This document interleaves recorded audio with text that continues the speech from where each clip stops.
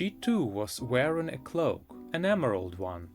Her black hair was drawn into a tight bun. She looked distinctly ruffled. "How did you know it was me?" she asked. "My dear Professor, I've never seen a cat so stiffly." "You'd be stiff if you'd been sitting on a brick wall all day," said Professor McGonagall. "All day? When you could have been celebrating.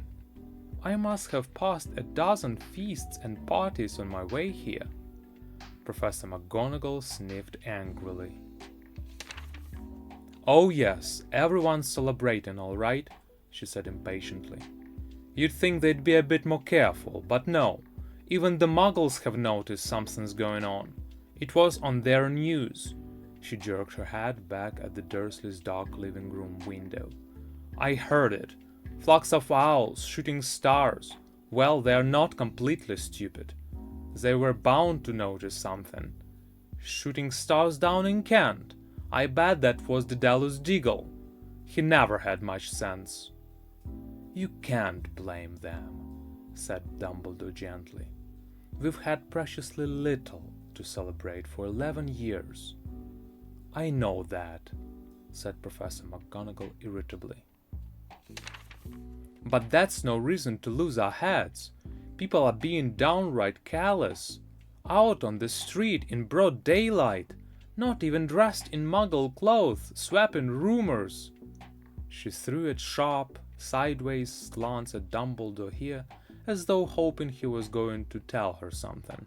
But he didn't, so she went on. "A fine thing it would be if on the very day you-know-who seems to have disappeared at last, the Muggles found out about us." "I suppose he really has gone, Dumbledore." "It certainly seems so," said Dumbledore. "We have much to be thankful for. Would you care for a sherbet lemon?" "A what?" "A sherbet lemon. They are a kind of Muggle sweet I'm rather fond of." "No, thank you," said Professor McGonagall coldly, as though she didn't think this was the moment for sherbet lemons. "As I say, even if you-know-who has gone, my dear Professor, surely a sensible person like yourself can call him by his name. All this you-know-who nonsense. For 11 years I have been trying to persuade people to call him by his proper name, Voldemort."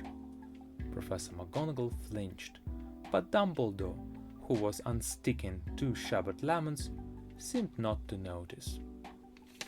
"It all gets so confusing if we keep saying you-know-who.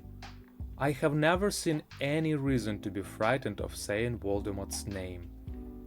"I know you haven't," said Professor McGonagall, sounding half exasperated, half admiring. "But you're different. Everyone knows you're the only one you know." "All right, Voldemort was frightened of." "You flatter me," said Dumbledore calmly. "Voldemort had powers I will never have. Only because you are too, well, noble to use them. It's lucky it's dark. I haven't blushed so much since Madame Pomfrey told me she liked my new earmuffs." Professor McGonagall shot a sharp look at Dumbledore and said, "The owls are nothing to the rumors that are flying around. You know what everyone's saying? About why he's disappeared. About what finally stopped him." It seemed that Professor McGonagall had reached the point she was most anxious to discuss. The real reason she had been waiting on a cold, hard wall all day. For neither as a cat nor as a woman had she fixed Dumbledore with such a piercing stare as she did now. It was plain that whatever everyone was saying, she was not going to believe it until Dumbledore told her it was true. Dumbledore, however, was choosing another sherbet lemon and did not answer. "What they are saying," she passed on, "is that last night Voldemort turned up in Godric's Hollow. He went to find the Potters. The rumor is that Lily and James Potter they are Dead.